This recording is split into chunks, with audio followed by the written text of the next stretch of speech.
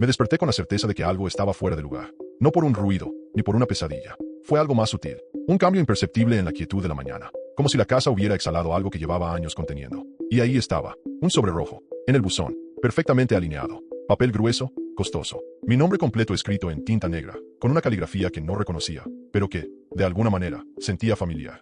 Demasiado familiar. Al abrirlo, me encontré con una invitación. Estás cordialmente invitado a la reunión familiar anual. Nos alegra que finalmente vuelvas a casa. Dirección, 47 Camino Niebla.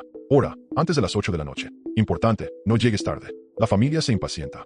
Mi corazón se detuvo un segundo. Porque yo no tengo familia. Nada, nadie. Mis padres murieron cuando era niño. No tengo hermanos. No tengo tíos. Ningún pariente.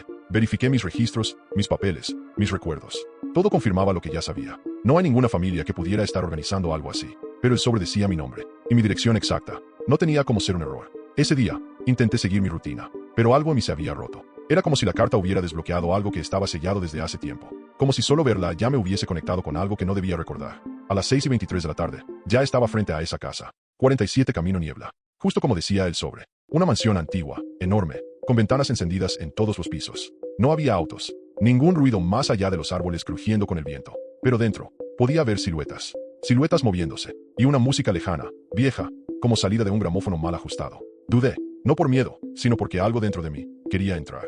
Como si lo estuviera esperando desde antes de nacer. Al tocar el timbre, la puerta se abrió sola. Un pasillo largo, tapizado, con retratos en ambas paredes. Rostros, demasiados rostros. Algunos viejos, otros jóvenes, otros distorsionados. Pero todos con un mismo detalle. Eran parecidos a mí. Y entonces, una voz desde el fondo del pasillo.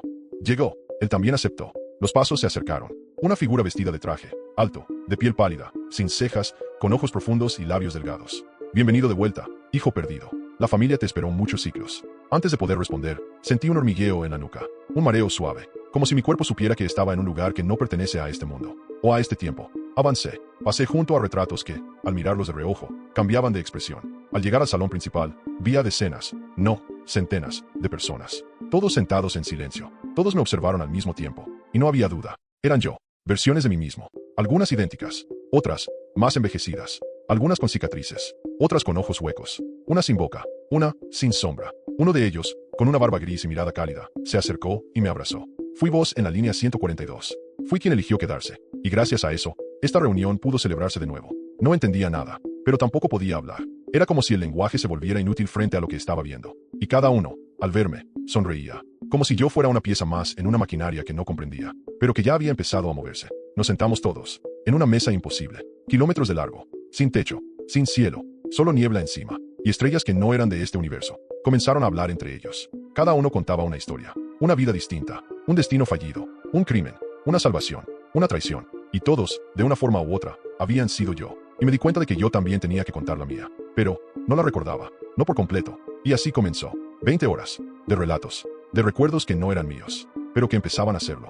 Historias de vidas donde nací mujer, donde fui padre, donde morí al nacer, donde viví 1000 años, donde nunca supe lo que era el tiempo, donde fui rey, donde fui verdugo, donde nunca abrí el sobre, y donde sí lo abrí, pero llegué tarde. En esa, dijeron, la familia se impacientó, y esa versión de mí fue borrada, no solo de la reunión, del todo. Las reglas eran simples. Recordás, relatás, y si te reconocemos, te quedás. Pero si no, si mentís, si olvidas, desapareces, y alguien más toma tu lugar. Sentado allí, escuchando a mí mismo desde cientos de existencias, supe que no había escapatoria. Esa carta no era una invitación, era un aviso, una alerta de que había llegado la hora, de que yo era el siguiente en la línea, el siguiente que tenía que recordar su papel, o desaparecer como los otros. Y cuando me tocó hablar, mi voz no salió de mi boca, salió del reflejo del cuchillo frente a mí, de la sombra bajo la mesa, de una grieta en el piso, porque yo, en esta versión, ya no tenía boca.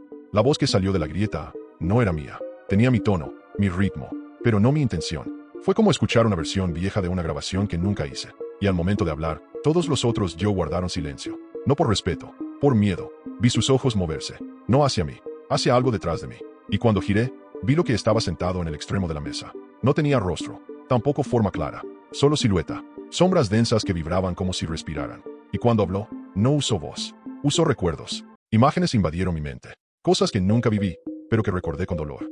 ¿Te acordás de cuando dejaste caer a tu hermano al lago? Dijo el recuerdo, pero yo nunca tuve un hermano. ¿Te acordás de la caja bajo la cama, la que dijiste que nunca ibas a abrir? Sí, es así, y dentro de ella había una carta, otra, pero escrita por mí, con una advertencia que quemaba. No te sientes en la mesa. No todos los que te escuchan quieren que termines. Quise levantarme, pero mis piernas no respondieron. Y uno de ellos, uno que se parecía demasiado a mí, pero con un tic nervioso en la mejilla, me agarró del brazo. Si te levantas sin contar tu historia, ocupas otro lugar. Y el que ya está ahí, no lo va a soltar tan fácil. Miré a mi alrededor. Los otros yo comenzaron a cambiar. Ya no eran copias. Cada uno empezaba a mostrar lo que había perdido para llegar aquí. Uno tenía solo media cara. Otro repetía palabras sin parar. Uno no parpadeaba jamás. Y uno solo miraba hacia abajo, como si viera algo que los demás no podían ver. ¿Qué somos? Me atreví a preguntar. El más antiguo se rió. Un sonido que parecía romper la lógica del aire. No somos versiones. Somos rechazos. Sombras de decisiones. Ramas que nunca florecieron.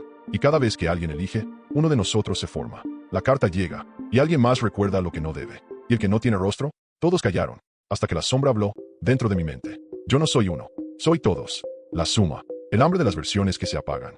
Y vos, invitado, sos el único que todavía puede decidir si se queda como recuerdo, o se vuelve raíz.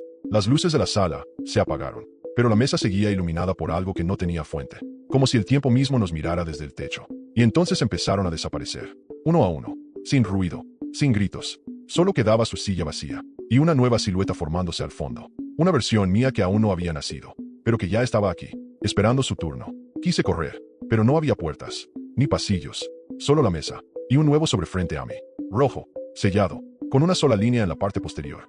Si firmas, olvidas. Si no firmas, reemplazas. Lo abrí. Dentro había una pluma, y una hoja en blanco, pero al mirarla mejor, noté que no era papel, era piel, la mía, y la tinta era negra, porque estaba escrita con sombra. No recuerdo el momento exacto en que firmé. Tal vez no lo hice con la mano. Tal vez lo hice con la voluntad.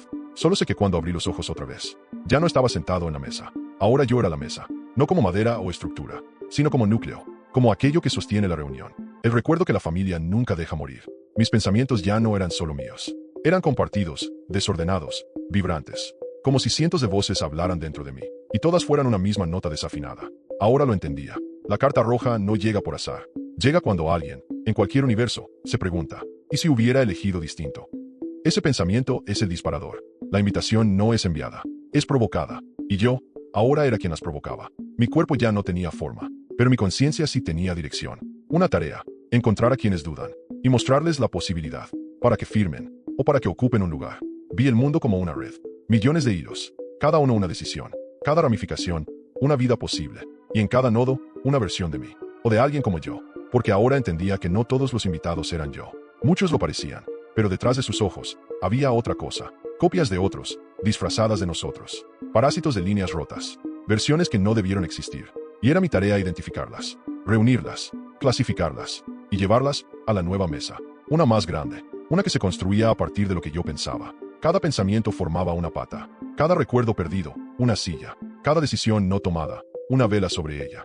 Y ahí estaban ellos, esperando la siguiente voz que dude, porque esa duda es el alimento, el fuego que enciende la carta. Y la carta llega, siempre llega, a una mujer que se pregunta si debió tener hijos, a un hombre que casi no toma ese vuelo, a un niño que soñó ser otro. Y cuando la duda madura, yo aparezco, no como sombra, no como reflejo, sino como un recuerdo perdido que viene a tocar la puerta. Y cuando preguntan quién soy, sonrío, porque para ellos, yo siempre estuve ahí, un tío, un hermano, un viejo amigo, el que les recuerda que alguna vez soñaron con otra vida. Y ahí se abre el sobre, rojo, sin remitente, con una dirección que solo existe si la buscan. Y una hora, antes de las 8 de la noche, porque después de esa hora, la familia ya no espera, la familia elige, y los que llegan tarde, se convierten en la carta siguiente.